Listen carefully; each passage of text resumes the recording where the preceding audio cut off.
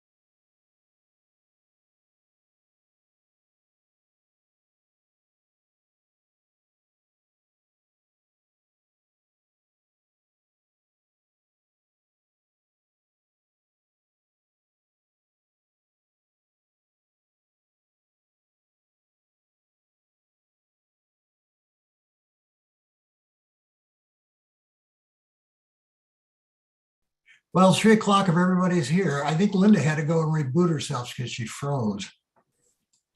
Then we wait a second till she shows back up again.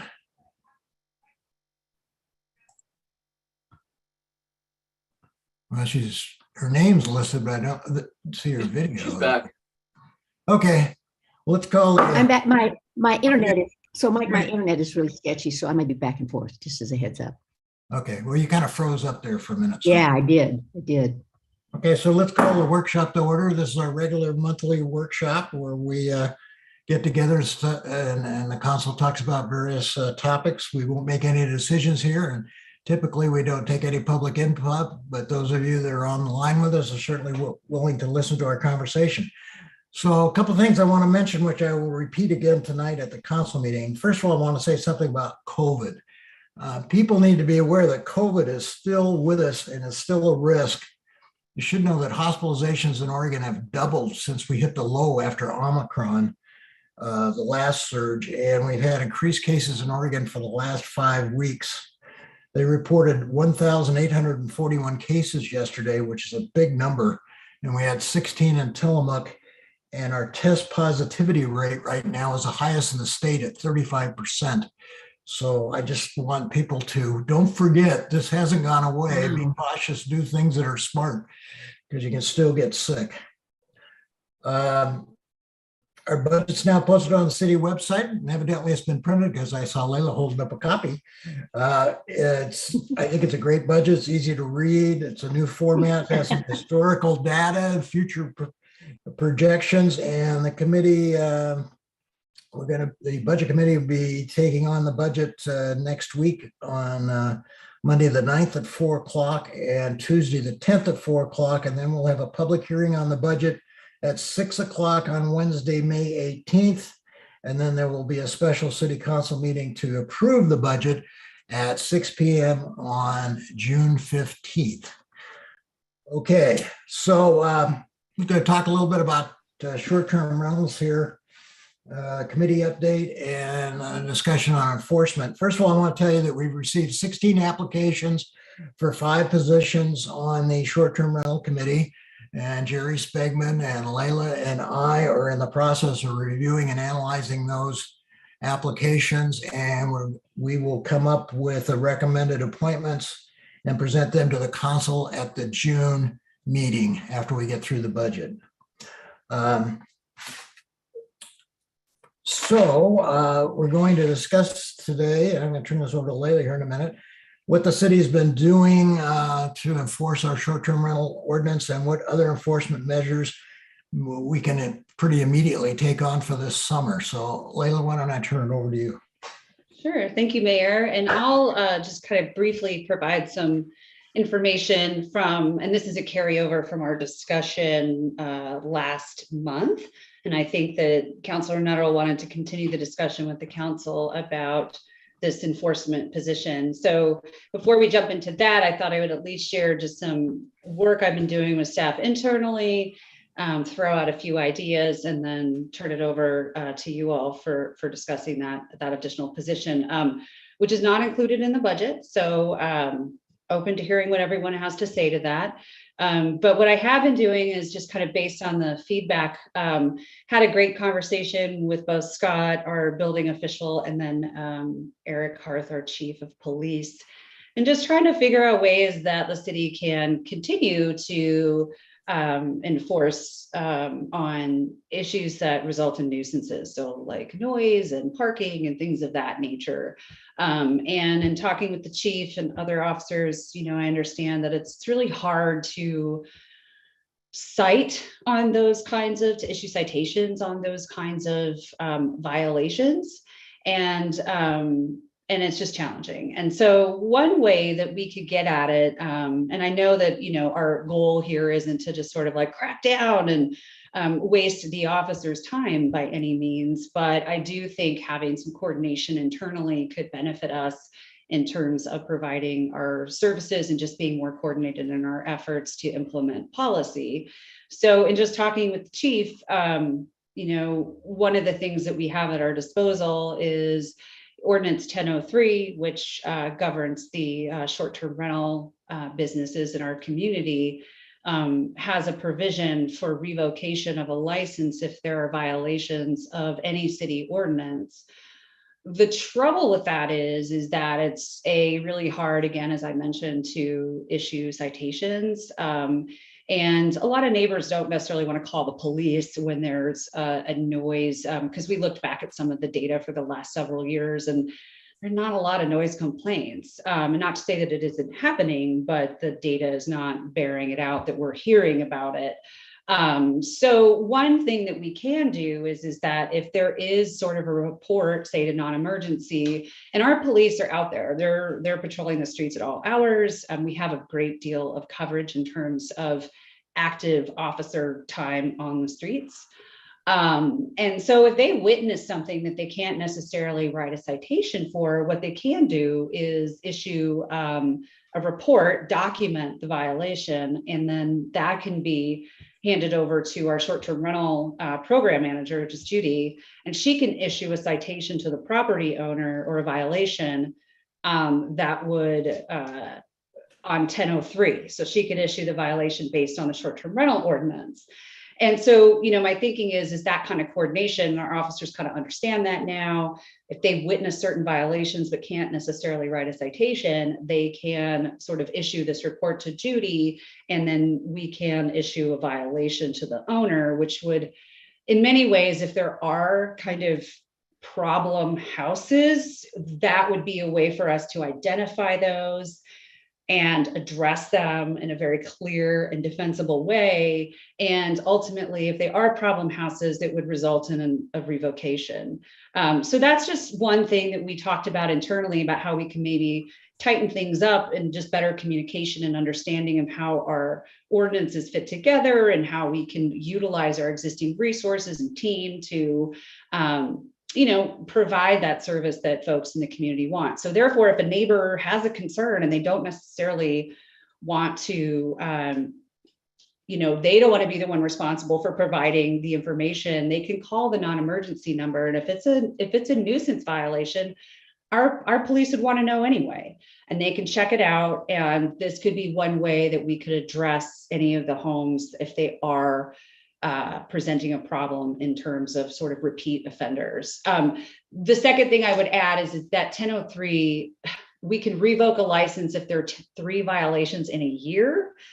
One way the council could tighten that up is to say 3 violations ever. So that would tighten up and that puts the onus on the owner to ensure, like, whoever's renting their place, maybe they're doing a little bit harder work in terms of evaluating the people that are staying there, so that if there is an issue, we could kind of address it from that standpoint. But I know that that's not the full intent behind maybe what was being discussed last week. And so I think maybe the best thing to do is hand it over to Councilor Nuttall, and he can sort of share what his vision is. But I did want to mention that to the council and to the community that, kind of working with our police department, who we all know they're community officers. So the people in the community know our police. They're not the kind that come down and try to slam down on you. I mean, they're trying to work with people. And so I think they're really the right folks to help deal with some of these stickier issues. But we can be more coordinated internally, I think, and supporting our PD when they find these kinds of violations and finding a way to use that so that we can have at least an avenue by which that we can address if there are problem houses. So that's my 2 cents. And I think if you have questions for me about that, Eric's here too. We'd be glad to answer it. And then I know that Councilor Nuttall wanted to talk more about his proposal. And so we're just here to help and answer questions. I'll just throw in one example. Like with the noise ordinance, the way it is, most of the time, if we get called out to a noise ordinance, we show up, talk to the people that are there, give them a warning, and 99% of the time we never have to go back because they quiet down. The way kind of we're talking about it, where if we do respond to one of these houses for an initial noise complaint, even if we don't issue the citation, we can document that we responded and there was actually a noise violation, even though we didn't cite. And then that information would go to Judy, and then she would be able to keep track and tally up those 3 violations in either a year or the life of the license. And so instead of us just every citation that's issued or forcing us to write citations for what we'd usually just give a warning for. We would be documenting and following through with actual violations that are occurring at these short-term rentals. Can I ask a question? What is a normal complaint at night? Is it basically noise? Or is it park? Is it sometimes Unless it's a disturbance, people fighting or, I pulled up the data for the last about 5 years, and it averaged about 12 to 14 noise complaints in a year that we receive, total throughout the year. And not all those are short-term rentals. That's just citywide noise complaints that actually come into us. So there's not a lot that actually get reported to us. Not that there's not more that people just deal with and don't report.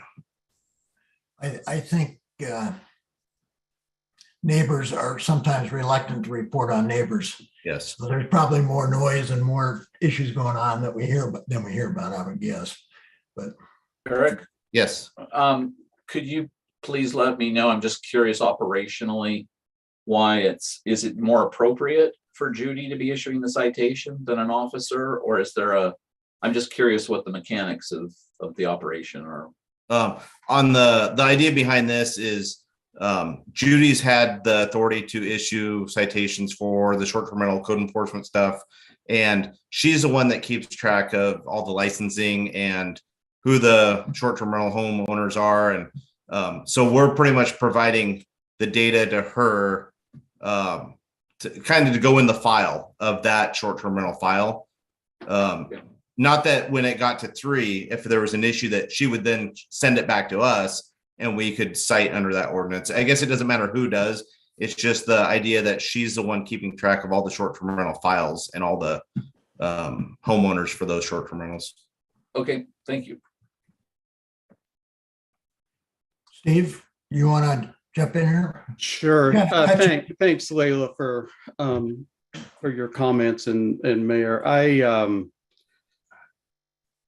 had a nice discussion yesterday with both Layla and Chief Harth, and it was a good, productive discussion. But I think as we went along, and I tended to monopolize a bit because I wanted them to make sure they understood that where I was coming from. And I think we're approaching this from 2 different perspectives.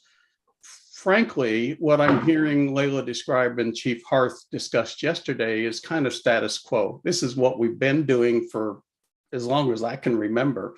Basically, you call the police department, they come out, hopefully they do a public education effort.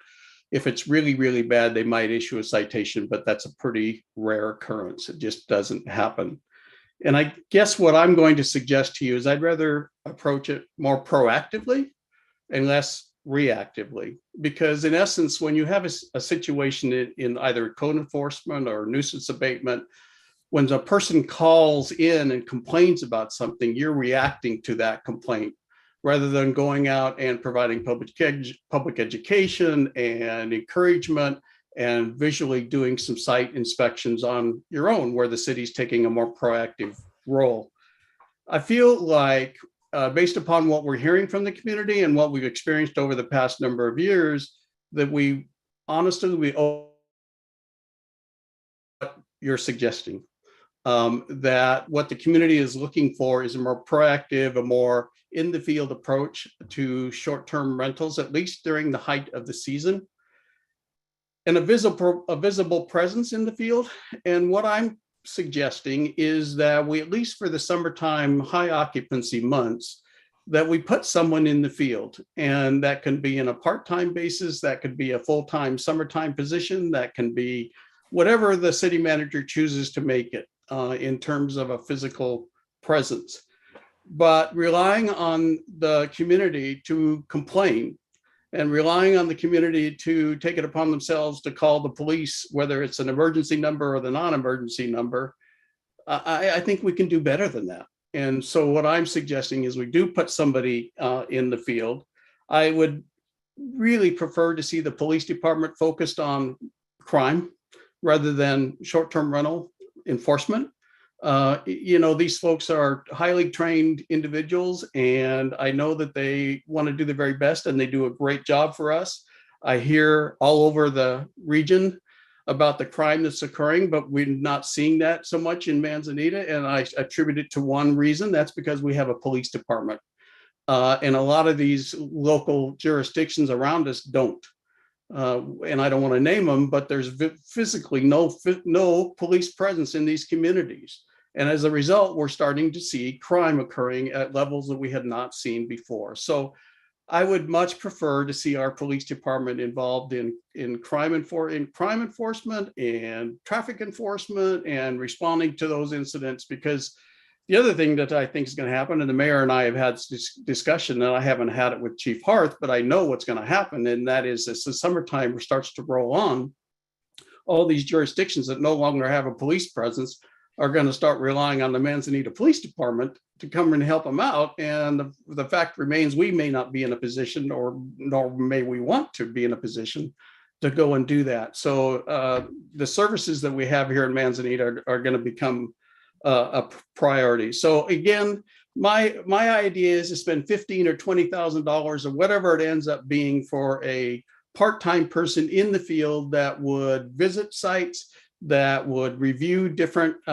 houses, certainly would look for those that have been a problem in the past, but would look at all sites. They'd be looking at parking, they'd be looking at any nuisances, they'd be out on Saturdays and Sundays, they'd be in a vehicle that would identify what their role in the community is. They'd be in this quasi uniform of maybe a polo shirt and khaki slacks, and their role and their responsibility would be in the field, looking at short-term rentals from an enforcement standpoint, not to write citations. I don't expect them to write citations. What I expect them to do is, if they find an egregious situation that they can't resolve, that they contact the police department, and then the police department gets involved in any enforcement issue, but not to have them out responding to every single complaint that comes in.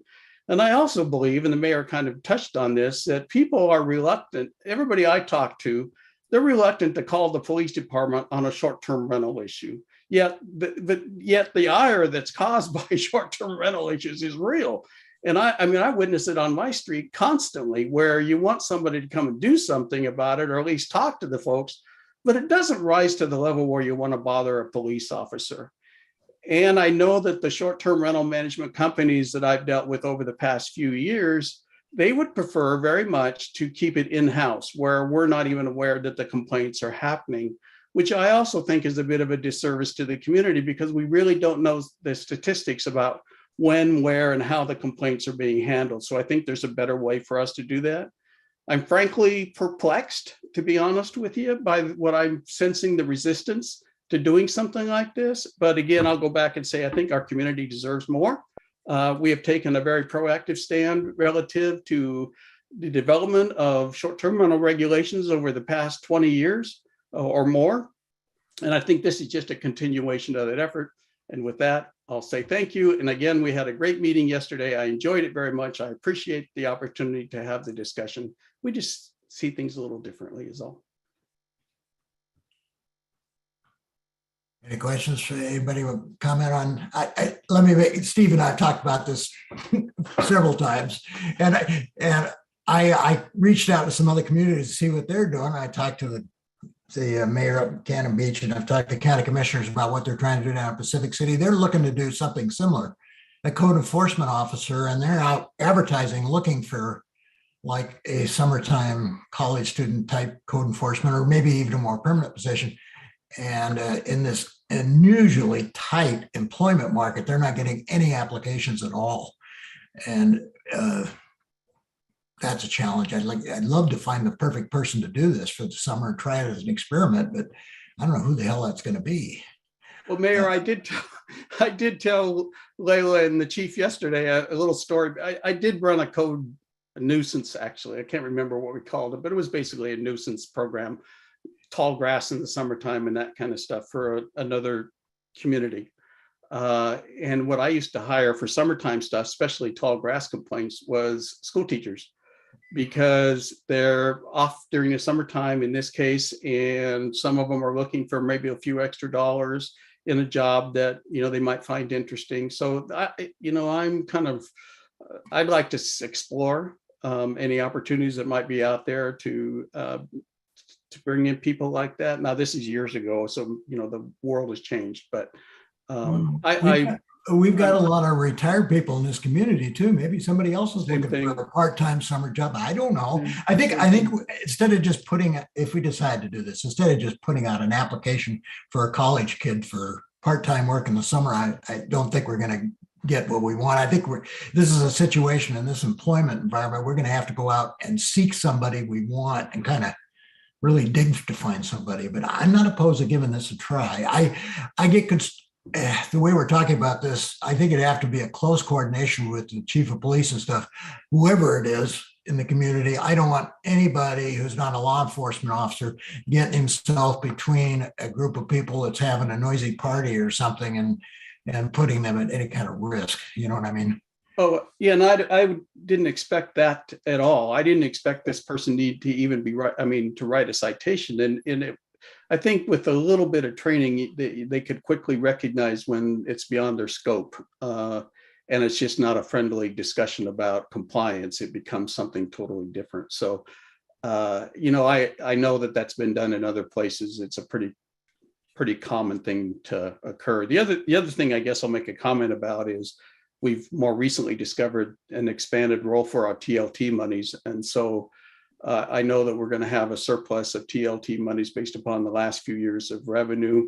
I just don't think that this is a small amount of money to potentially get a big bang for the buck. And to me, we're sending a message to the community that we hear them, we understand the issues, we're doing things proactively in our community. And here's someone you can call, a number that you can call that will get answered. Someone will be out. They will deal with the issue as best they can. And if it can't be dealt with by this person, then we can forward it on to a higher level, which in this case may be the police department. It could be other agencies too. I mean, it doesn't have to be our police department. Depends on the issue. So I have a question for Chief Hart. Chief, if we have a code enforcement person that does the kind of groundwork that would be reporting incidents or clarifying issues and being very clear about what's going on, would that make it easier or more effective for the police to actually provide some control and maybe give a ticket or whatever you do, right? I don't know if they'll change much of what we do. Like the conversation we had with Steve yesterday, if that person came across somebody that something rose to the level of needing contact or a citation or something that might be any somewhat confrontational, they would just call the on-duty officer to start with. So okay. At least that's what I gathered from the conversation, that the way Steve was thinking, that this person would be more like a community resource type officer where they're proactively maybe talking to neighbors and just talking to people around vacation rentals, finding out what the problems are, and not actually confronting the actual problems. If they see it Okay. and it would need something addressed, they would contact the actual police officer on duty. And then it would go through the process you did. Then we just do what we would do if we received a report from a neighbor or anybody else. Yeah. Okay. So Linda, I think I would avoid using the term code enforcement officer. I think the resource position that the chief was just describing better encapsulates what at least my vision would be for this person. That, okay. Their primary duty really is public education and resource management, rather than they're not going to be out there writing codes. They're not going to have a ticket book. They're not going to have any of that kind of stuff. I was just hoping that might facilitate the next step and make it easier. I guess the short-term rental tax is a coveted and a critical portion of our revenue and what makes us work. And we've gotten pushback from the community over the years. And it just seems to me this is a small investment in making sure that things are run evenly, that we're reaching out to the community, that we're taking that extra step to make sure that our short-term rental community is supported and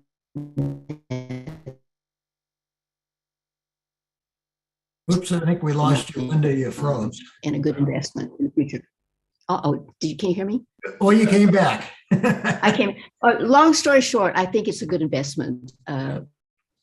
for the community. It's a huge revenue source, and it's a community issue. And this is just one more step in that we would be taking to make sure the community, that we're responding to what the community is asking for. I think we, in my opinion, we come up with a more clever name. I don't like the word officer because it sounds like police officer. Maybe we could more like a community ambassador or something like it. Soften up the name somehow. A code enforcement officer sounds like somebody's going to come to your house and write a ticket, and the only concern I have, as I mentioned earlier, is I don't want anybody in that role getting themselves caught in a position where they're in a confrontation with somebody. And I'm sure we could work around that, but the trick is going to be, if we just think this makes some sense, is to find somebody who want to do the job. What do you think, Hans? I'm supportive of trying this. I think the city's had good luck attracting good staff to our community. So I know that it's challenging, but I think it's worth the try. I'm curious if this would be part of the charge of the next iteration of the short-term rental committee, or is this something that would be happening parallel? I think we're talking about trying to get somebody in this summer, at least for an experiment, see how it goes for the summer, busy summer months. I think it's worth trying. And one thing to consider too is we got to figure out a vehicle situation and fuel, and there's a lot of costs associated besides the just the personnel costs that we'll have to figure out also. So that's got to be a consideration, being such short notice for this summer. Well, and I think also just considering too, I've been just trying to be quiet and let you guys talk through it, but logistics come to mind for me. Job description, hiring process, getting someone on board. The resources we don't have it in this year's budget. I didn't allocate it for next year's. So at this point, you need to make a budget recommendation as part of the budget committee process, which you're super welcome to do, obviously. But we don't have the resources this year. I will say this more when we have the budget committee meetings, like we may have had a quote unquote windfall, but we are not like swimming in cash. I think that we have to be really cognizant of that. But, I don't think this is a huge investment, but it does take time and effort and logistics on the part of staff. So it'll have to, something else will have to go so that this can happen. But I just do want to get folks to realize that we don't have money in the administration's fund. We're going to have to do a budget adjustment as it is to handle some of the under budgeted professional services that happen this fiscal year. So just want to make sure folks really kind of understand that if we do this, it will have to be July 1 or we find some other way to fund it. But TLT, that restricted money can't be used for this position either. So I do have some concerns about logistics. We don't have a vehicle. We don't have a place for someone to sit. And so that is definitely a concern, and we don't have the money right now. You don't think you could structure the job description so it fit under the restricted money by calling them ambassadors for the tourists or something like that? I'm not comfortable with that, just because I think that the proposal that we're making this year is as close that I feel comfortable recommending we do that, because we're actually dealing with facilities, which is what I feel justifies that position. This one, I don't see it as a promotional. I don't know how we define that nexus. Where's Jerry? Jerry, we haven't heard from him yet.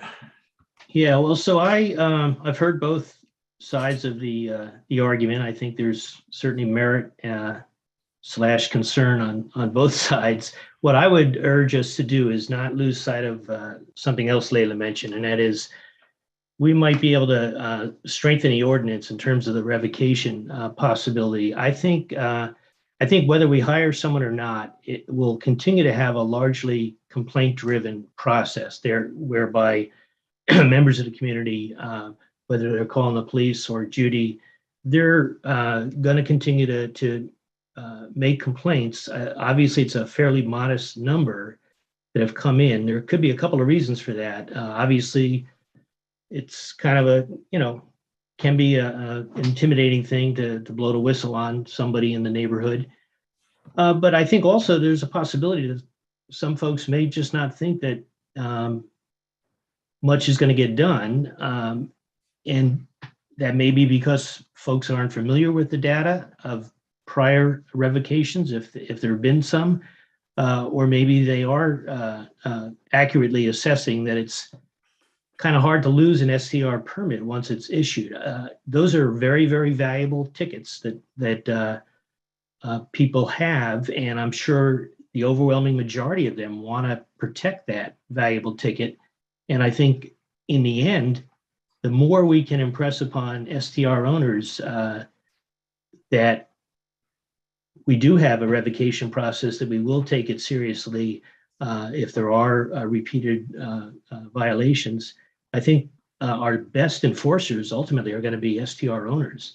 They're the ones with the vested interest to keep things operating well. And so I like the idea of going from 3 violations in a year to 3 over the lifetime of the permit. And in terms of public education, to really stress with permit holders the value of keeping in themselves in good standing with the city. I think most STR owners probably don't want to be associated with the small handful that have been problematic, and they probably would agree with us that that small handful needs to be, we need to keep eyes on them, whether it's from a hired person during the summer or just encouraging folks in the neighborhood to let us know when there are problems. So whatever we do, whichever mechanism we do, either the status quo or bringing somebody on, I think at the other end of the equation, we should really consider toughening the outcome for an owner who's not paying careful attention. Again, I'm assuming it's a small number, but it only takes a small number of owners that are not paying attention to cause problems in the neighborhood. So if we can do a little bit of both, proactive enforcement, but also, make it a little bit more of an issue for owners so that we have cooperation on both sides of the equation, I think that would be helpful. It does sound to me like there are some immediate logistical and other concerns about getting someone on board quickly. And so I'd certainly defer to the city manager and the chief on those issues, but and we're not going to enforce our way out of the general concern that the community has been expressing about STRs in the neighborhoods. I think it's part enforcing the ordinance and the newly improved ordinance, and part addressing the more fundamental concerns about the presence of STRs in the neighborhoods. But I do think that just like a liquor license or a tobacco retailer license, those are valuable pieces of paper to be issued by governments and to be held by the licensee or the permittee. And I think it would be good for us to sort of do what we can to encourage owners to help us out. I'm sure most of them do, and I think anything we can do to underscore that makes sense. The only thing I guess I have a couple of questions or points, maybe is more accurate. One, I appreciate your comments, Jerry. The only thing that I've experienced is that I know there are homes where everybody's well-intentioned and meaning, but the neighborhood has just given up. That if you thought 3 violations was enough to send them off the short-term rental program, then they violated it many times over. But when does it become the responsibility of the community to be calling and making the complaints? I mean, who's supposed to be the enforcement agency here? Is it the community residents, or is it supposed to be the city? And in my way of thinking, it's the city. And right now we have a situation where people are reluctant to call the police because you don't feel like that's the police's job to go out and create resolution to short-term rental issues. And you have a short-term rental industry who's, just for the reasons you just described, it's in their best interest not to allow us to know about these violations, that if they do get a complaint from somebody in the community, they'll either go out there and respond to it, or they'll try to cover it, do whatever they have to do to make sure it doesn't see the light of day. And there's reason for that. And I totally understand that. The question about logistics and money, am I misunderstanding this? But our new budget takes effect in July. Am I right about that, or correct? I mean, we're a July to July. So we're talking about 1 month's position in this current budget, potentially June, which is only a portion of what this person, but the next year's budget, which is still under development, would include whatever monies are necessary to run them through July, August, and potentially, I guess, maybe September, but certainly July and August. So I'm not so sure that the fiscal issues are all that significant, and even the total amount of fiscal issues in terms of 3 months worth of a part-time person doesn't, for me anyway, rise to the level of that we can't do it because we don't have the money. Again, I'll go back to, I just think we owe the community a little more than what we're doing. That's not to take away from the police department. They do a fantastic job. But as I said earlier, I'd rather have them focused on the issues that are more appropriate for a uniformed officer. So anyway, I'll remain, I understand where everybody's coming from. I just think it's a small thing to do with a potentially big impact. Well, Jerry, you're certainly right about the licenses. I've always perceived the license here in town as a privilege, and it's not a right. And you're right, Steve, the big managers, when they have a problem, I think they respond pretty quick because they want to protect their industry and their business. And if there's an issue, they jump out there and they don't advertise it, but they try to go out and solve it, which is a good thing in many ways. I mean, there's nothing wrong with that. It just takes somebody in a neighboring property to call and complain. Yeah. And I'd much prefer to see us out in a public education role, in a community relations role, providing oversight to the short-term rentals, at least during the height of the season. And it was, as I mentioned, it was a basic tenet of the work group. I mean, I don't think we had a meeting of the many, many meetings that we had. And I think there's probably people in the audience that attended a lot of those meetings where the issue of enforcement didn't come up. And it almost became the number one priority in terms of any effective tool that we might have to control the industry and the complaints that we're receiving. Steve, in the work group, did you guys talk at all about adjusting the revocation standard from 3 violations in a year? Or we did not, as I remember it, and somebody could correct me, that was a carryover from the previous ordinance that had been in place for many, many years. Judy, I think, probably could answer that. But honestly, the revocation, for me, the revocation isn't the issue. If you have a person or a property that's so bad that you have to go through the revocation procedures, that's going to happen. We don't normally have that. It's a hit and miss situation where there's parking going on that's not appropriate, or they're blocking the street, or they're having a noise. But do they actually rise to the level where Judy or the staff have to do a revocation of a license? I don't think it happens. Judy can respond to it, but it'd be interesting to know how many we've actually revoked in the last, I don't know how many years. And that's that's a lot of times because the city doesn't receive the complaints. I've heard many times, the neighbors are complaining about this property, and the city's response is, well, and rightfully so, that, well, we haven't received a complaint, but the neighbors think that there's been a lot of violations, but the city hasn't received a complaint. So. well, I mean, if we put somebody out in the field, we may be generating more complaints. But I also think, the point is, though, Jerry, at least we know, right? Right now, I don't think we really know the extent of the issue. right. So.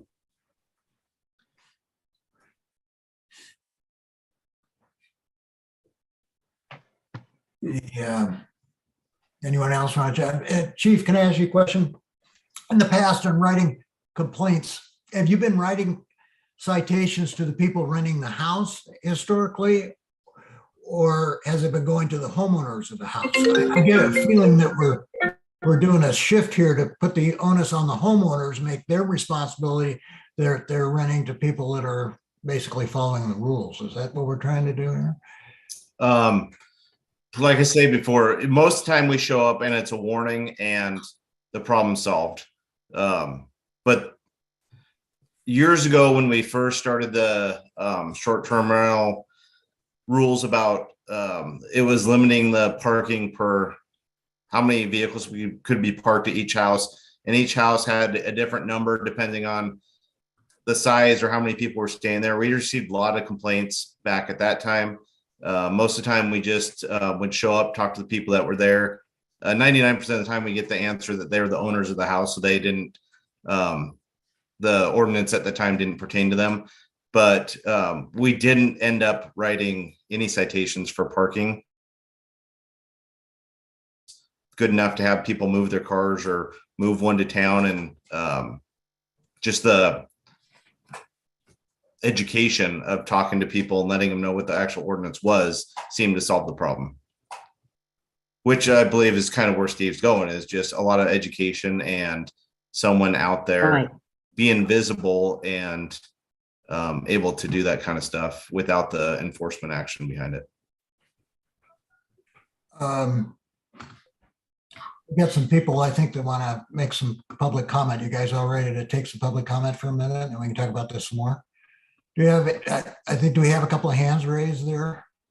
We do, Mayor. First is Joe Newhouse. Okay. Hi, Joe. Hi, thank you for letting me talk. I just want to back up Steve and just let you all know my perception of what the work group did for 2 years in strengthening the ordinances and making 10.3 better for the community so that there would be less overflow parking, there would be noise restrictions, there would be a way for people to get along with short-term renters. The problem we had, and one of the things we talked about, as Steve said, the only way to do it is to enforce these things. It doesn't do any good to have a ordinance if nobody's enforcing it. But when I say enforcing, I'm not talking citations. I'm talking about just getting the people, and most renters who come down here, if they've got too many cars on the street and someone says you have too many cars on the street, you can't have that many, they're going to move their car. But what we struggled with was we didn't have a way to let the community know what the new ordinance is. I get from people all the time, well, I've got someone who's a renter that lives near me and I don't know what to do about it. Right. I can't tell everyone in Manzanita what to do about it. But if there was a person whose job was to educate the public in how to handle a complaint and what to do about it, I think it would be invaluable to the perception of the community about whether or not short-term rentals are a horrible thing or a thing that they can live with that brings a lot of money into the community.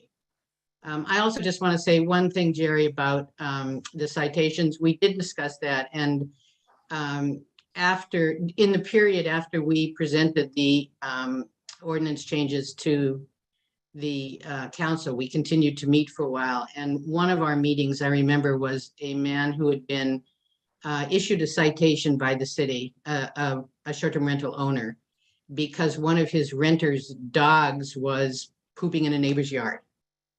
And so he was issued a citation, and he said that he had talked to the renter, and the renter said, well, that wasn't my dog.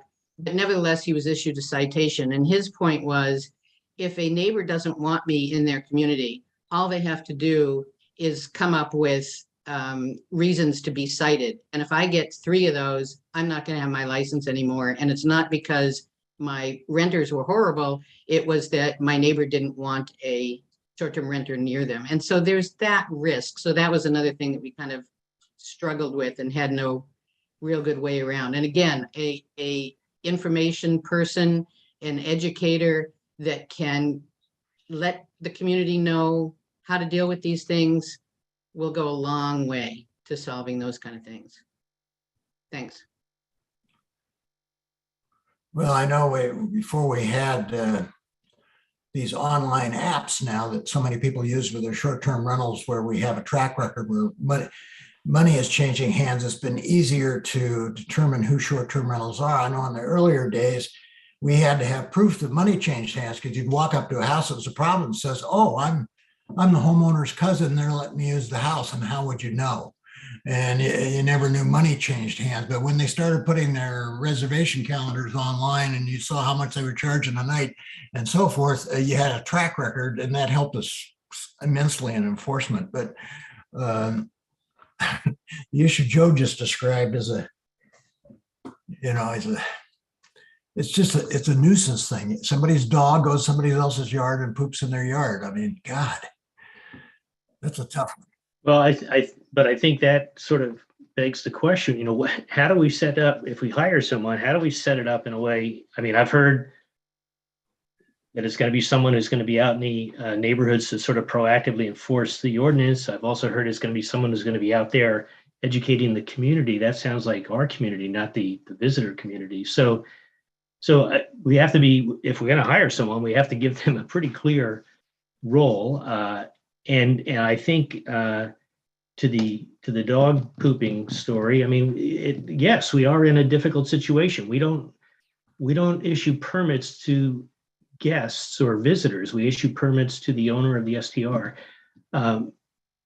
But my assumption is that a complaint coming in doesn't automatically translate into a violation. I mean, I hate to put pressure on Judy, but I assume Judy is she's sort of the finder of fact here. If somebody calls in with a complaint to the government has to make a decision. Is this something that rises to the level of a violation or not? So I assume that there's some ability at the city's end to assess whether or not an incoming complaint is just an angry neighbor, trying to take it out on a SDR owner, or if a legitimate complaint has been made. But as long as we're issuing permits to the owners of the buildings, that's who we have some degree of control over. Obviously, you have degree over visitors who come in and violate the law, but the permits that we would be looking at are issued to the owners. And so we have to sort of figure out a way to give whoever we bring in to help enforce a clear enough role so he or she knows what they're out there doing. The education part sounds great, but who are we educating? You'd have to educate a new group of people every day, because it's constantly turning exactly. over. Yes. Yes. So we Okay. have 250 licensees, but we may have over the course of a summer 8,000 or 9,000 different visitors coming in. So yes, it is a very difficult situation. Yeah, I just wanted to add real quick to the point you were making about, or the neighbor feeling attacked that they would get a bunch of citations because someone doesn't want an STR. The approach that Eric and I have discussed, I think negates that, because you have, a qualified person who's making that report and can report that to Judy to issue the citation. I do think there's something to consider with respect to tightening up those requirements, because I do think 3 violations in a year is not really going to get the level of seriousness involved. And so I think the reason why, if our officers are involved at that level, if a citation does need to get issued, is because they have the knowledge of our community to know, oh, I got a call again for blah, blah, blah. I kind of know what that's about, so they have that local knowledge with our community and can make discretionary decisions that maybe someone who's not as familiar with our community could. So I just wanted to put that out there. It doesn't change anything about the discussion to hire someone or not, but just that I think this additional coordination that I've been talking about with Chief Harth will help us address some of those other issues. Because if an officer had documented what that dog poop situation, Judy would have felt she had the backing to issue that violation. Ultimately, she didn't get the data she needed to issue that violation because the person wasn't willing to submit that level of information. So it's just sort of a catch-22. So in this case, I do think being more, I don't want to say stringent, but at least just kind of sending the message that, loud party noises and stuff aren't going to be tolerated here. And we have now found an avenue by which that, as Chief Harth mentioned, you can't really issue a citation for noise. It's not going to solve the problem because those people will be gone tomorrow, but you can issue a violation to the owner. As Begman was saying, they're the person that has the permit. And so it's kind of on them to make sure that who's staying there, they can set up their own rules to make sure that who they're allowing to stay there is not going to result in some sort of violation for them. It's in their best interest. So I just wanted to kind of clarify that. I thought it was pretty clever the way that we came up with it. So I was feeling good about this new connection, and we're just going to do that. But I do think having 3 violations a year provides a lot of flexibility. And I think talking with Judy, we've never had that happen. So. We have any other public comment? Anybody else has got a good idea for us out there? We do. Next is Deb Tinnen. Excellent discussion. Thank you very much. I do have a question more around the fact that about 60% of our homes here in Manzanita are second homeowners. So when we have a second homeowner who has a party for the weekend with several cars and lots of noise, do I call the guy with the khaki pants?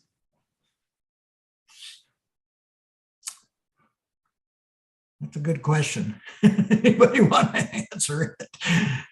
Yeah, that's another challenge we've had over the years is just because there's a lot of cars in a driveway or noise or a party at a house, it doesn't necessarily mean that that's a short-term rental. The vast majority of the homes here are second homeowners. And when the owners come down here, lots of time they're in a weekend party mood with their families. And that's a whole different deal. So I don't know. Mm-hmm. We have gone, and now at least I believe, correct me if I'm wrong, Steve, we've identified all the short-term rental houses. They all have signs, they all have phone numbers on them. So they're that should give people a clue that they're a short-term rental, right? I think the residents in the community know whether they're rentals or the homeowner is there. I think the noise complaints and things like that are being directed towards the part-time homeowners are really, I think, more often friends of the part-time homeowners than they are the part-time homeowners, because I think most people in the community, if they're your neighbor, you know who they are. And if it's the owner that's there, you know them, and you probably walk over and say, hey guys, keep it down. It's when they send their friends or other relatives or something, maybe that they would be more problematic. And honestly, I think that if, to answer Deb's question, if you're having noise complaints from a neighboring property that is, owned by someone who's not there all the time, that if you don't know them personally, you can call either person. Honestly, the person that we're talking about could go over there and say, hey, we're getting noise complaints. Can you guys keep it down? Or if it's 10 o'clock or 11 o'clock at night, which is not necessarily when I expect this person to be out in the field, it'd probably be a police matter, and the police will respond to it in due course, based upon the priority of what's going on in the community. Is there any other? I don't see it as a big problem, to be honest with you. Well, you're right, Steve. On my street, I know on your street, I know everyone that lives in I know all the short-term rentals. I know the second homeowners. I know who lives there full-time. So, but you're right. The guy that lives there full-time, when he lets his brother-in-law come down with his rowdy buddies to play golf in a second, which is not a short-term rental, sometimes that can be a problem. But anyway, is there anybody else in the public out there that has any comments or suggestions for us? Yeah, next we have Danielle. Hi, Danielle. Hey, if it's a little loud, I'm just kind of a couple things really quick. So does everything go out the window as far as contacting the person that's listed as the emergency contact for the property? I've just heard nobody say anything about that. I think that protocol should still be in place. We should still be, if there's a neighbor with a complaint, it needs to go to the person that's listed as the contact for that short-term rental. If it is not resolved, then maybe it could go to the code enforcement officer, whatever we end up calling them, and then it could go to the police. But I really don't think that we should bypass that direct contact, because they're going to have the resources to get the issue to stop faster, in my opinion. Just my 2 cents. Danielle, thanks for the comment, but you know as well as I do that in sitting through those meetings that some oversight is also necessary. I also think that the emergency contact, in many cases is intended to help the renter with issues that they're having with the house. If there's a plumbing issue, if there's a door that doesn't work, or there's a broken window, whatever it happens to be, the emergency contact process was actually designed to help the renter so that they could call somebody for help. I don't know that it was the person that the community residents are supposed to call to seek resolution. And it does go back to that whole issue. It goes back to the issue, Danielle, that I appreciate the fact that the industry would like to keep that in-house. I totally get it. Oh, no, but I don't think it, well, I don't what think I'm saying. What I'm saying is we've implemented a contact for each house that a neighbor or the city or anyone could call, right? It's the contact for that house. We have to have a contact within so many miles or so many minutes from the house. Why is that person just being thrown out now? Like, that's not who you call when there's an issue? It's not who we expect the residents to call. I mean, I don't think, at least in my mind, that we expect our residents or people who are living in our community to look up and see who the emergency contact is for a house and make that call and complain about a house. What I'm asking for is a more proactive response where we have somebody out in the field that can identify those kinds of issues, can communicate with either a renter or the homeowner or resident. The other issue we haven't even talked about is this person can also spend time with the actual complainer or the complainant so that they can educate them in terms of what's being done about it or why they can or cannot accomplish something. So I think there's a lot of aspects to it. And I appreciate comments. I totally understand where you're coming from. I'm just trying to wrap my head around what the process would be. I'm all for the code enforcement. I think that's a great idea.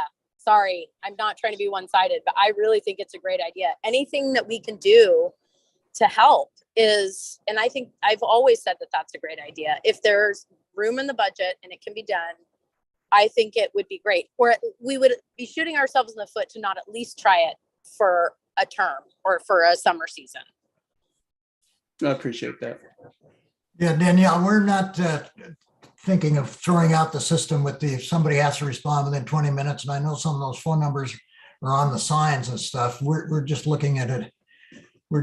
Obviously we don't have all the answers to this afternoon. We're having a deep discussion here of other ways to make the community livable and accommodate short-term rentals. So does anybody else want to make a public comment? I'll take one more if there is another one. I have no other hands raised. The question is we don't make any decisions at these workshops, what do we do next? And I sense no clear consensus whatsoever as to what to do. Mike, is it possible for the short-term committee that came up with this suggestion to put together what they considered idea of what they were talking about? Well, that's kind of where my head is. I know Steve would like to get this going as quickly as possible.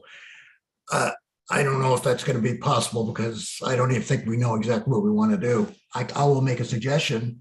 I think we're going to appoint the committee the next month's meeting in June, make this their first item on their agenda, come up with,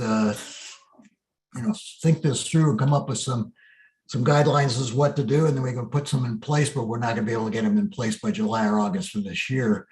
And in the meantime, this year, do with the enhanced police presence that we've talked about as far as writing citations.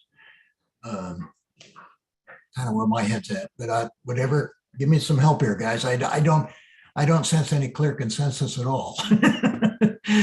We all have an idea. We think something needs to be done, but we don't have a clear answer as how to get there from A to B here. Well, I think there was some pretty realistic pushback from Layla in terms of budget issues and clarity around job description. And it seems to me what you've suggested, Mike, is a good compromise. It enhances what we have right now. It gives a body, a time to put together a thoughtful document, because there are a lot of issues that need to be kind of reasoned out. And that would allow us then to put it into next year's budget and with a clear definition of what we're going to do.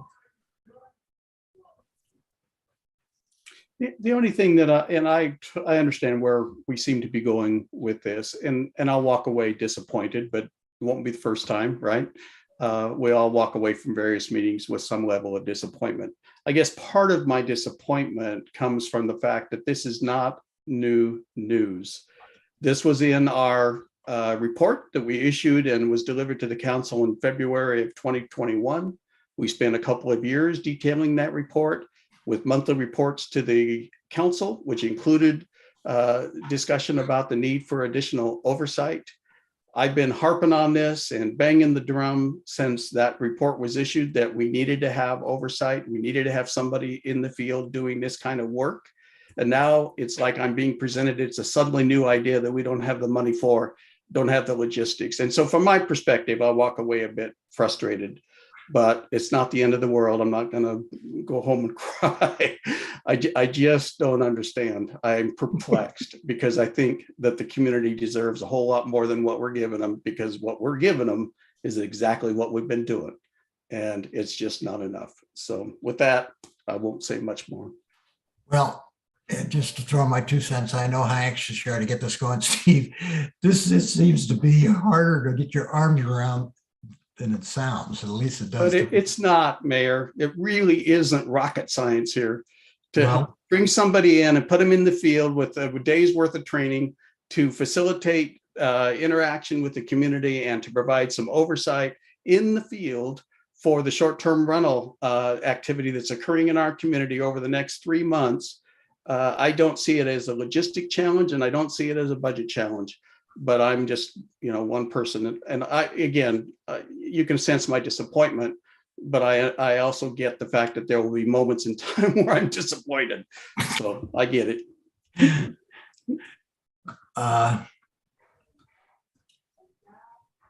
Well, on this issue, I think I'm just going to reiterate again. I think this is where we're at. We're going to have to put this on this permanent committee to work on this first. See if we can get somebody going. We're not evidently going to be able to get anybody going the next month. Committee will be appointed hopefully in June. And if we could get support from the police department for enhanced citations being written on the owner, hopefully that will help with some of our, if there are perceived party houses out there, houses that are problems repeatedly, hopefully that'll help. That's kind of where I'm at. Is this kind of the consensus from everybody or not? I mean, Well, thank Gary.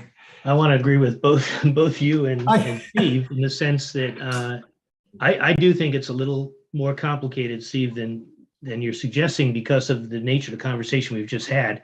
But on the other hand, perhaps if we had started the conversation 4 or 5 months ago, we would have gotten through to a resolution by now. So I appreciate your frustration. I think this is what work sessions are for. And I think we're using them more and more for this purpose. And so that's good. I'm glad that we're doing that.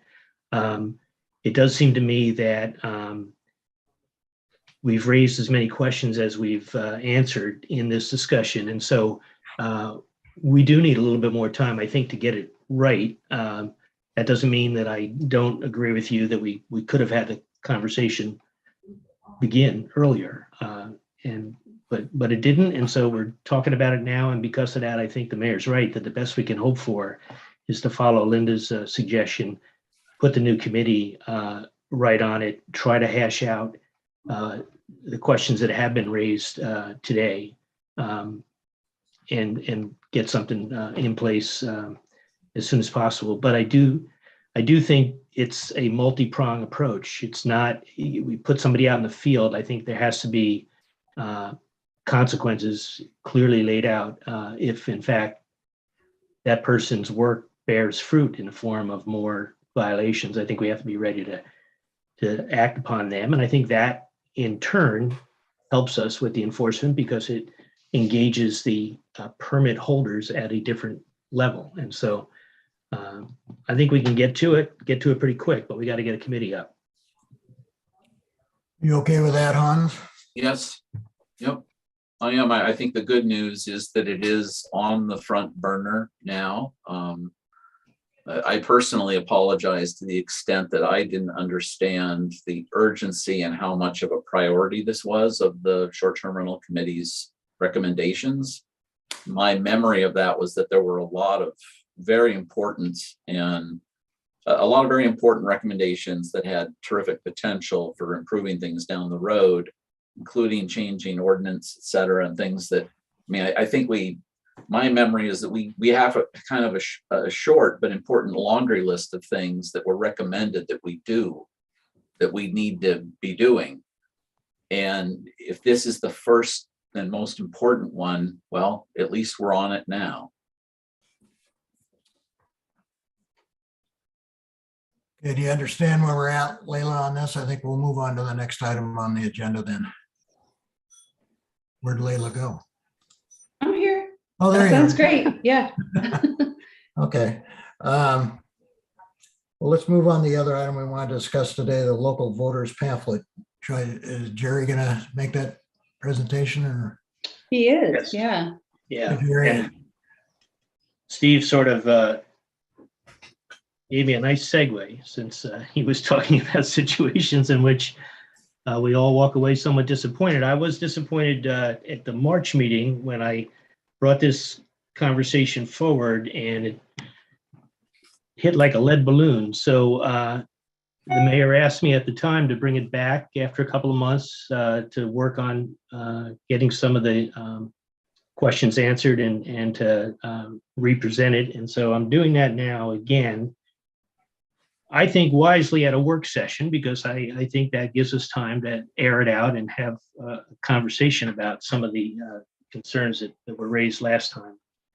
So just to refresh your memory, there's a group in Tillamook County, Tillamook Democracy Project, that is promoting the idea of local cities issuing their own voters pamphlets for the upcoming round of elections, since Tillamook County does not include local races in their pamphlet. By way of contrast, Clatsop County does. I don't know which counties around the state do or don't, but clearly some do, some don't. Tillamook doesn't. So in order to fill that void, the Tillamook Democracy Project has asked all of the incorporated cities in the county to consider issuing their own voters pamphlet. And when I brought it up at the March meeting, my recollection is that there were two sets of concerns that were raised by counselors. The one set of concerns centered around whether or not the city would have any responsibility or liability for the content provided by candidates that would appear in the pamphlets. And then the other set of concerns had to do with the cost of producing and disseminating the pamphlet. So I did some follow-up with the folks at the Democracy Project, but the best resource I was able to locate is the assistant city manager down in Roseburg. At the March meeting, we had included the Roseburg voters pamphlet from the 2020 elections as a sample of a local voters pamphlet. And so I contacted the assistant city manager down there, Amy Soa, who is responsible for their voters pamphlet in Roseburg. She had previously had the same position in Springfield, and she introduced the first local pamphlet in Springfield in 2014. And then when she moved on to Roseburg, she did their first pamphlet in 2018. And we talked a lot about the issue of city responsibility for content. And there is, Amy, of course, had run it past her city attorney in first Springfield and in Roseburg. There's very, very clear disclaimer language in the local pamphlet that tracks with the kind of disclaimer language that is used consistently in the state pamphlets or the ones issued at the county level. We all currently, we just received, most of us, in our post office boxes not too long ago, the pamphlet for the May 17th primary election. And in that pamphlet and in the pamphlets used in Roseburg, the entity producing the pamphlet clearly acknowledges that they have not verified the accuracy of information from candidates, and they are not responsible for that. That's clearly the responsibility of the person supplying the information. But one thing that I think perhaps I wasn't clear on in the last presentation is that fundamental to all of the information provided by candidates in voters' pamphlets at either the local or the county or state level is sort of a template that the state uses to gather information about a candidate's occupational background, educational background, prior government experience. And then only after that information is supplied, then the candidate is permitted to advocate for their candidacy. All of that information about your occupation, your prior government experience, et cetera, all of that is actually gathered by Tillamook County. If people run for local office here in Manzanita, you run for city council, you fill out a form, SCL 101, in which you provide that information and you attest to its veracity and you submit it to the county recorder's office. And then it dies there. It doesn't get used. It doesn't get published by the county. So I'm not really sure why they need to gather it, but they do gather it, and they do gather it on a form in which you swear under pains of perjury that it's accurate. The voters just don't get to see it. So the local voters pamphlet is a way of taking advantage of that information that's been provided and been attested to and providing it to the voters, along with information from the candidates advocating for their candidacies. Now, the way they do it in Roseburg and the way I think it's been suggested by folks at the Democracy Project is that the candidates provide the content and it is simply cut and pasted into a template that the city uses. The template that they use in Roseburg is available to us. We can borrow it. It's a shell into which you cut and paste the information from the candidates and from the information that's provided on the SEL 101. And then the final piece of the issue about content related concerns.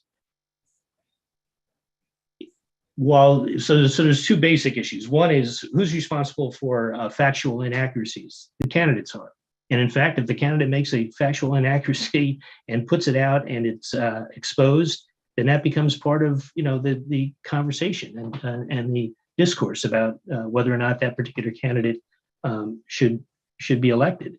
But then the other part of the issue is, what if a candidate attempts to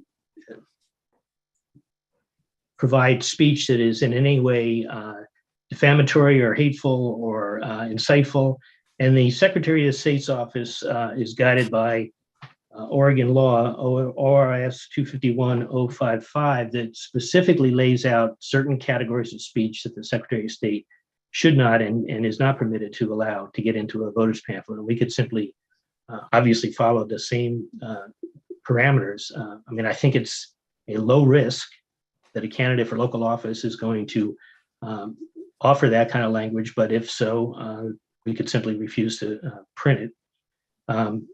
So anyway, I think that the bottom line on the content issue is It's well settled throughout Oregon, has been for decades. It's routinely done at the state, county, and in some cases, local level. We're not reinventing the wheel, so I don't think we have any exposure for candidate-provided content as long as we use the well-tested disclaimer language that is used both locally and at the state level.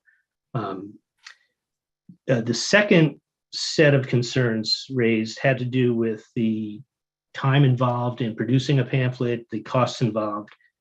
And so I asked Amy about that, Amy Soho down in Roseburg. The approach they take there is not the only way to go, but it seems like it's a very logical approach. They print their voters pamphlet online, right? They have a link on their website to the voters pamphlet. It's a standalone document that people can access online. They then print a small handful of hard copies that are available for people who don't access the internet or don't use the website.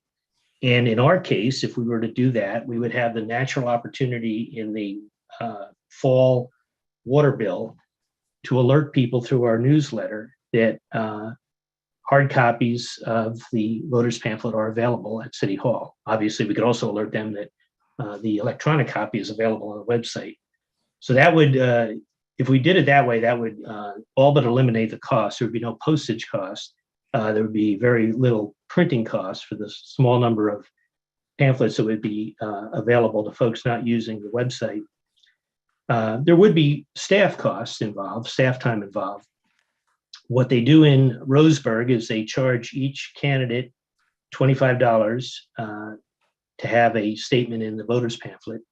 And it's the experience in Roseburg that relatively nominal fee ends up covering the modest number of hours involved in cutting and pasting candidate information into the template that they use.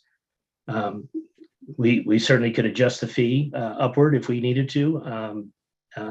So I mean, candidates do pay fees to get into voters pamphlets at other levels of government around Oregon. So I don't think that's a problem. I think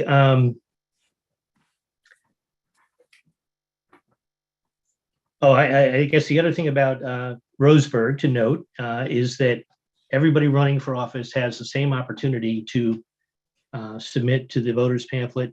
Not everybody does. And so the sample that if you opened it up, you'd see that there were 7 or 8 candidates identified, but 2 or 3 of them took a pass on supplying any information. So the template lets everybody know who's running for what office, but the candidates decide whether or not to participate in the pamphlet. So I did have a conversation with Linda about this. I don't want to characterize, Linda's reaction to the information I provided, but I did want to just sort of bounce it off somebody else on council, understanding our limited opportunities to talk in between meetings and to just get a sense of whether or not there were issues or concerns that I wasn't addressing. And so I guess I would open it up by asking Linda first to help me out and identify anything that in your mind is still open or unanswered or of concern. So we did have a very good conversation about the issues that were raised and the resources that Jerry went after. And it seemed to me that it really did eliminate a lot of the concerns that we had in our initial conversation and took care of the cost and the liability issue. It seems like a good way to get information to the public. And I think anytime you get good information to the public, it's a good thing. So I am, after our conversation, I was not 100% behind it initially, but I am now. I think it's a very good idea. Thank you. Anybody have any questions for Jerry about this? Well, I appreciate your information, Jerry. I was pretty negative about the whole concept when you brought it up last month because I just didn't know, frankly. So I've got my voters pamphlet right here. I just look it up. Right. They do have a disclaimer in here in big bold print. So that's helpful to know. I did know when I was looking at the Oregon pamphlet that you're right. You know, there's a whole bunch of candidates. They're not in the pamphlet. So I don't know what that's all about, but I mean, I guess you make a choice whether you want to be in it or not. And I assume the state charges them a fee to be in the statewide pamphlet. I'll be honest with you. I called the county clerk down in Tillamook, and I didn't get very positive response from her. She told me that the county stopped doing a voter's pamphlet about 30 years ago, and that there were only a handful of states that do them anymore. And she was pretty negative on the whole thing, and pretty much in no uncertain terms told me a community of our size shouldn't be doing it. So I walked away from that conversation. That just added to my negativism. But I worry. The other thing I worry about is every time all of us good people come up with a great idea and we walk away from the meeting setting policy, and it all falls back on Layla, time, energy, and money. And here's another project, and we've already downloaded so many projects on her. I was worried about that. So, but I will say that based on what you've just told me, I'm not as negative as I was a month ago. Particularly if we used a template and did most of it online and so forth. I don't know. It's Well, I mean, I do think I don't quite understand the county recorder's reaction. Honestly. Evidently, they were asked to do this by this project also, and told them no. You probably know that. Well, yeah, I understand that, but Well, in her role, I have a hard negative. time understanding why she wouldn't favor as much public information about candidates as possible. But anyway, putting that aside, she's been in the office there for a long time. She was there 30 years ago when they did it, and they decided at that point they weren't doing it anymore. So she doesn't. But they accept that in a way they sort of piggyback on the state's effort, because they certainly get credit when the voters pamphlet comes out and talks about issues at the county or relatively local level with legislative candidates for state House or Senate. I think the perception is that's coming from the county. Obviously, the Secretary of State's office is putting it out, but it's the Tillamook County version of the voters pamphlet. And so I don't know. I'm not going to argue with her. She's not here to debate. So I'm just passing on what you told me. That's all. But no, that's fair. But what I would say is that, and the reason why I think this is healthy to come out at a work session is that we don't have to do anything, obviously, until September or so, if we're going to do it. I mean, I think we have time to fine tune it. We have time to think about it. However, the fundamental request is that we do our small part to help the community make good choices in the upcoming elections. And so we know we live in a place where it's hard to communicate with the public effectively and factually. And if this is something that is being done in other communities with some success around the state, I think it's an opportunity for us to at least look into. And I would be more than happy to help in the background with it. I think ultimately, as it's been described to me in Roseburg, it really is a matter of somebody who's good at the computer to cut and paste from Word documents submitted by the candidates and to plug them into a template. And given that they're going to pay a small fee to do that, it may well be that we cover the costs of producing the pamphlet with no postage costs involved. Well, that makes me happy too. I thought we would be printing something like the state does and figuring out who it's got to go to. Well, I did too, and so for that reason, I thank my colleagues for pushing back on the March conversation, because that put me in touch with Roseburg, and Roseburg figured out a cheaper way to do it. So because we don't need anybody calling us at City Hall and say, well, I wasn't mailed a copy. How come I wasn't mailed a copy or something, Right. If it's online on the city's website, puts responsibility on anybody who wants to look at it, can look at it. And then you can, have a few hard copies at City Hall if somebody feels they actually have to have a hard copy. And I do think that the water bill in the fall can certainly be our primary way of promoting it or publicizing it, so that people then know where to find it, how to get it. So I'd be really interested in Steve and Hans' opinion. That's just what I was going to ask them to speak up. I think Steve or Hans, whoever, either one of you. Go ahead, Steve. Go ahead, Hans. You're Okay. Well, the timing is interesting, having just spent a fair amount of time going through the state voter pamphlet, which we found sometimes factual and often entertaining. And I did walk away from reading that pamphlet wondering about issues of the implication that the state is endorsing this information, not just disseminating it. So I am also glad that this is coming up in the context of a work session, and I'm not opposing it, but I think it is a relatively dramatic shift from how the city has communicated about elections historically. And so I do want to be careful about it and think about it and do exactly the kind of thing that we're doing right now. But I have no concern about sharing factual information, but there's, the devil is in the details. Yeah, I'd hate to have us. We don't want to get in the job of being fact checkers. Somebody sends in a document and we have to fact check it. Jerry mentioned that, if there are inaccuracies that come out, well, then they can become part of the political discourse. Not really necessarily in a timely manner. These aren't necessarily prepared very far in advance of an election.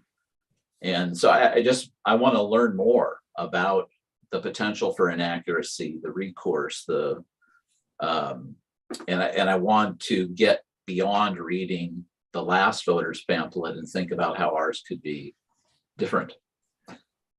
Well, disclaimer here, I can read it to you. It's 2 sentences. It says information provided in statements or arguments by a candidate, political party, an assembly of electors, or a person supporting or opposing a measure have not been verified for accuracy by the state of Oregon. I guess from my perspective, I certainly appreciate moving towards a more online approach. I feel like I don't have a dog in this fight so much, but I kind of wonder. I think a lot over the past month since we last had this discussion, we don't have a community with thousands of voters. I think the last time I checked, it was like 578 voters, or it might be more than that now. I don't know.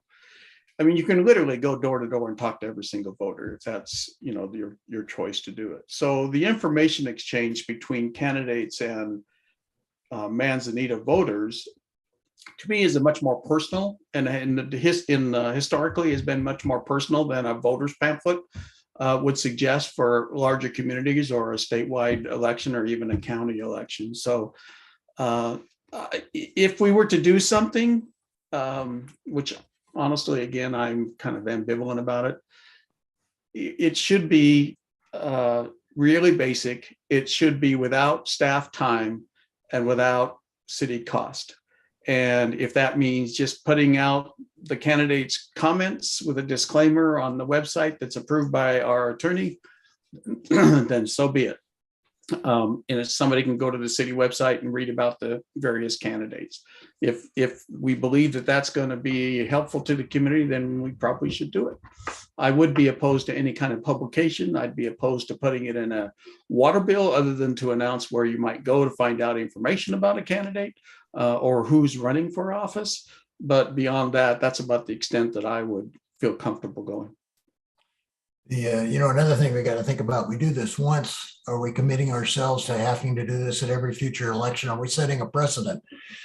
And do we want to set a precedent that where people going to look for this every time there's an election? I don't know.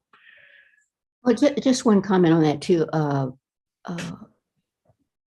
The advantage of a voter's pamphlet is that there is a prototype. So there is specific information asked for and specific, I'm assuming a specific amount of space for response. So there's some consistency.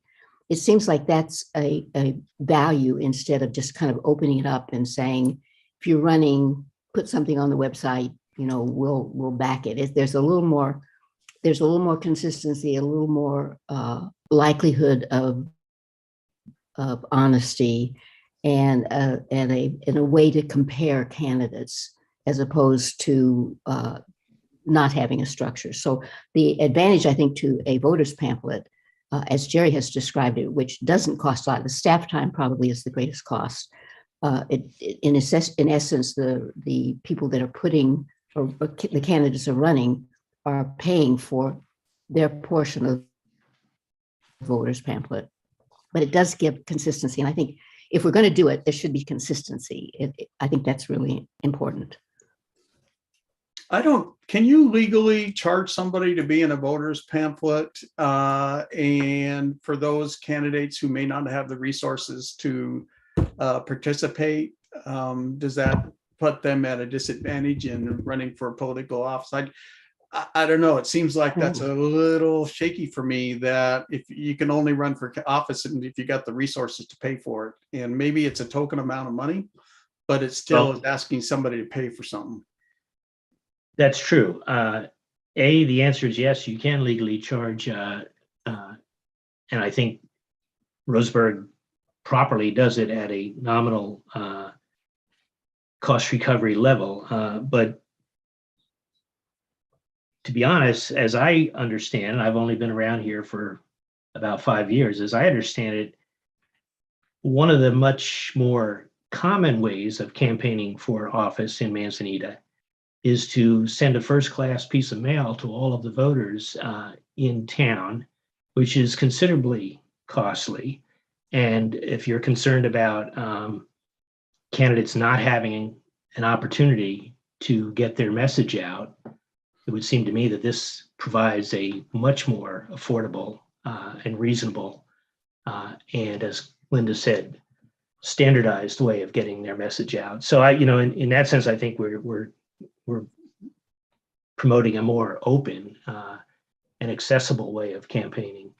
And I would agree with Hans that when you read a voter's pamphlet, and I've read many in Oregon over the years when I've lived here and voted, that the information runs from accurate to a little strange to entertaining, but that all helps you make your decision. I mean, if you're entertained in a way that makes you say, I'm not voting for that guy, that's part of the process. And so I think the onus is always going to be on the candidates. They're the ones creating the content. They're the ones putting their name on the SEL 101 form that verifies the veracity of their background information. And they have to live with what they're communicating to the voters. We're just providing a sort of neutral platform for them to do it at a nominal cost. And I guess I would say we've got time to work out the kinks, and we shouldn't feel like we have to commit to anything right now. We can't. We're not making decisions right now. So I'm happy to work with Layla to figure out the kinks. And if there are more kinks than I'm anticipating, maybe we won't do this, and we'll let you know why. But right now, it seems like a worthwhile undertaking. And if we get it right the first time, I think we'll probably figure it out that it's not a very heavy lift, and we should do it as a routine matter going forward. If it's a heavy lift, we can abandon it. Don't for 1 minute think, Jerry, that publishing a voter's pamphlet as you're describing it is going to stop the first class mail. That's it going to won't. be But one for more those, thing that we're going to get in the mail, right? exactly. But for those candidates who can't afford that, at least they'll have an opportunity to have spoken to everyone in town. And going door to door is great. Let's do that too. But we don't have a long history recently of contested elections. I think if we can get people on the same basic approach through this voter pamphlet, that's our way of helping encourage a civil discourse. There are other folks out there who will take a different approach on their own, but the city, I think, has an opportunity to at least promote a uniform presentation of the candidates' backgrounds and statements. I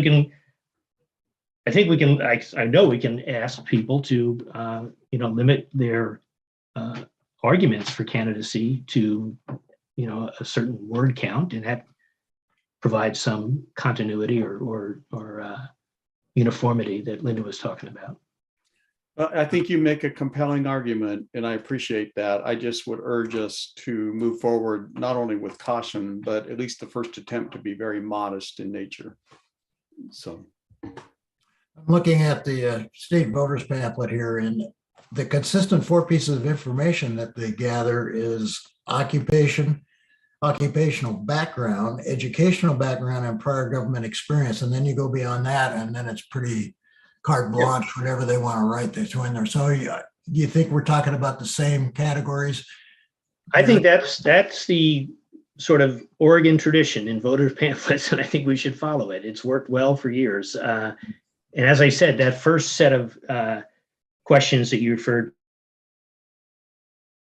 it's going to provide that, and TASI is going to put it in a file somewhere, and you're never going to see it. So at least we are going to honor the candidates by circulating that information, and then give them an opportunity to put their best foot forward. And I don't think a whole lot of candidates for office are going to, small town, are going to fill up their argument space with reckless falsehoods. They could, but if they do, they'll be outed, I would think. Yeah.